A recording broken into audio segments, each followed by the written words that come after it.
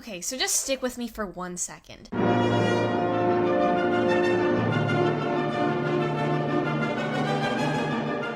So every once in a while, I make a painting video, and I always end up complaining during said video about how mentally painful, strenuous, and laborious the process is. But I always end up ignoring my previous grievances and convincing myself that no, Joanna, this time will be different. You will be able to create a piece of art that does not just completely suck your soul out of your body in the process. This time was no exception. That's exactly what happened. In fact, I was so convinced that this time would be different that I tried to make this video twice. The first time was on the 12-hour flight that took me to Brazil, which, if you've been out of the loop, is where I've been these past 3 weeks, and the second time being, as you'll soon see, the flight back from Brazil. But anyways, enough of my rambling. Let's get on with the video.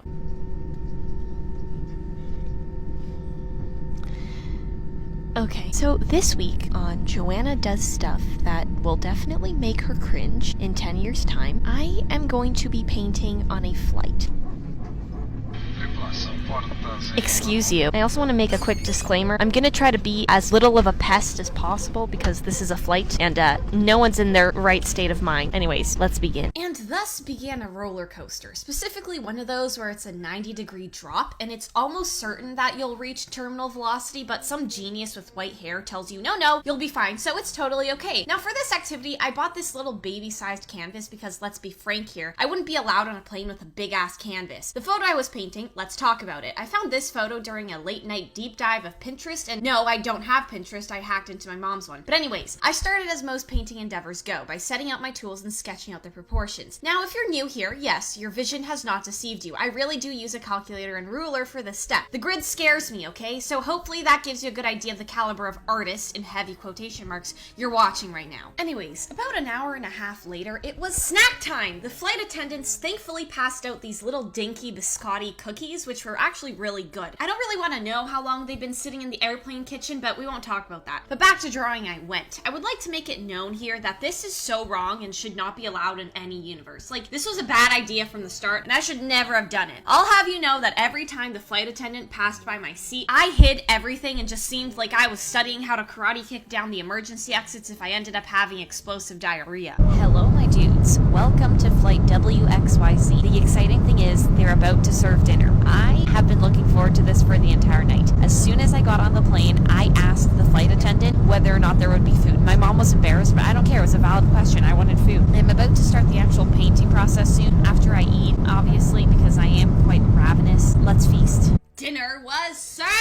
I was given this chicken and barf-colored rice mixture that honestly had me doubting its deliciousness, but who am I kidding? I ate it anyways. And boy was I surprised. Here I was, thinking that this would taste like burnt trash, but I was surprised to find out that it was in fact quite tasty. Maybe they had kidnapped Gordon Ramsay and had him stashed in the back just frantically cooking airplane food, but we'll never know. I was also given this brownie and cookie type thing. It was probably made of 30% plastic, 10% aluminum, 50% MSG, and 100% high fructose corn syrup, with a chicken foot somewhere in that mixture, but it tasted good, so I ate it anyways. At 12 a.m., things really started to ramp up. The sun was long gone and I was plunged into darkness, but good thing I brought my reading light. I originally bought it for those times that I want to go to the washroom at butt freaking early in the morning, but I don't want to turn on my phone through fear of blinding my eyeballs. Other things I bought for this dangerous stunt included some watercolor brushes because I was not about to use an open cup for my paintbrush spit bucket, and the world's tiniest paint palette. And with that, I painted the first eye, and let me tell you, it looked like booty. You know what I blame it on? The acrylic paint. Usually I like to paint with oil paints because I get to take my merry time, but I wasn't about to open up a pot of solvent on an airborne plane, so to acrylics I was relegated. So I threw a temper tantrum, don't ask about the logistics of doing so on a plane, and fell asleep for a good hour. Eventually though, I woke. I was disoriented as heck, and I immediately started panicking because I realized that I'd lost a good hour of painting time and still had the entire piece left to finish. I'm literally delirious. Hello, my dudes. So I can't hear myself talking, so I'm just gonna do my best right now. I don't even know how late it is. You see, flying is 50% of the time complaining about your ears being clogged, and the other 50% of the time wondering where the heck your passport is. I'll see you guys in a bit. Wish me the best. We've done a lot, but we still have a long way to go. And then I disappeared. Just kidding, I painfully painted the rest of the eye area, and not gonna lie, it was looking pretty dope. Hey look, we're off the plane. That's right, my dudes, we had arrived at our first layover in Miami. We were just 3 cats out on the town. The trio, a squad, a flock of cedias. Did you know that a herd of cedias is called a seed?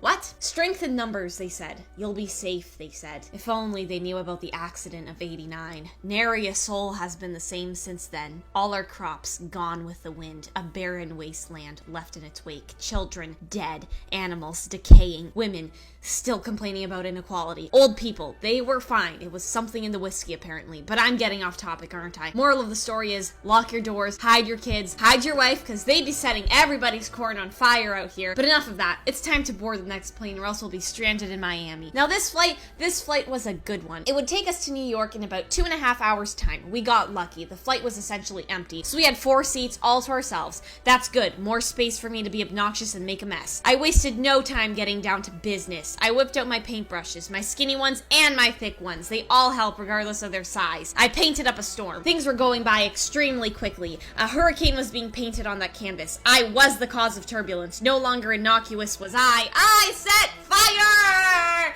to the paint! Adele, I'm so sorry. You definitely don't deserve this, but anyways. If you could please not copyright strike this video, it would be greatly appreciated. Oh, hey, look, it's time for lunch. Good thing because my stomach was essentially running up my esophagus with hunger. On the menu, some ravioli! I was almost emotional when I saw that thing. Why? Because I hadn't eaten ravioli in ages, and let me tell you, it was amazing. Like, what is it with airplane food suddenly being good? They really might be keeping Gordon Ramsay captive in the cockpit. Heck, he might even be flying the damn thing. But that's just a conspiracy. Don't tell anyone. I might get demonetized. Oh, and who could forget the little brownie at the end? 10 out of 1. Really, truly a gift from hell. An instant New York Times worst-selling novel. 'Cause to lose all my senses, that is just so typically me. Oh, baby, baby, oops, I did it again. I played with her heart, got lost in the game.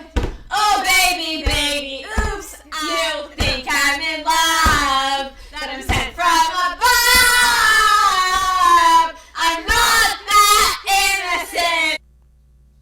Anyways, it was about 30 minutes later that the progress really started to be noticeable. I had made quite a dent in her face. Seriously, she was definitely gonna need plastic surgery after this. My mother, fast asleep, even though it was only 10:30 in the morning. My dad, he was busy playing hidden object hunt. He was really sucked into his game. It was at this point that my little book light just decided to end it all, so I had to use the airplane light. Was I being a bit of a pest? Maybe, but it was literally 10:30 a.m., so why the heck all the lights were off and everyone was in a deeper slumber than Sleeping Beauty? I have no clue. There were some people awake though. They were busy watching Endgame. What's my opinion on it? Well, take everything I'm about to say with a fat grain of salt. I applaud its ambitiousness. Putting all these characters together was no easy task, and I definitely think that it couldn't have been much better than this. But that's not to say that I have zero qualms with it. Numero uno, the first time they killed Thanos, I was underwhelmed. They spent the entire prior movie trying to kill him, failed, but then were able to kill the purple troll within the first 20 minutes of the second movie. I don't know, it seemed a little bit disconnected, but maybe I'm overreacting because he does come back later in the movie, so maybe I'm being over analytical. Also,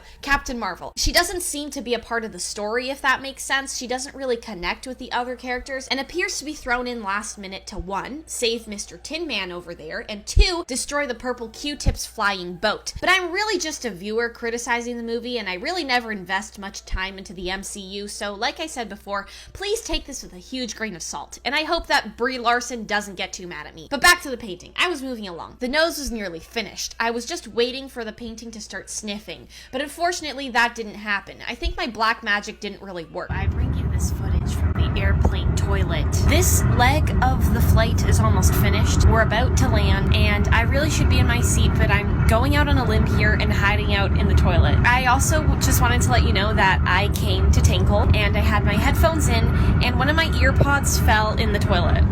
So that was great. Anyways, let's get back to painting. What did you expect when you clicked on this video? A fake blonde explaining her painting process, perhaps? A tumultuous adventure which ended in a sort of good painting? You thought I was gonna finish the painting, didn't you?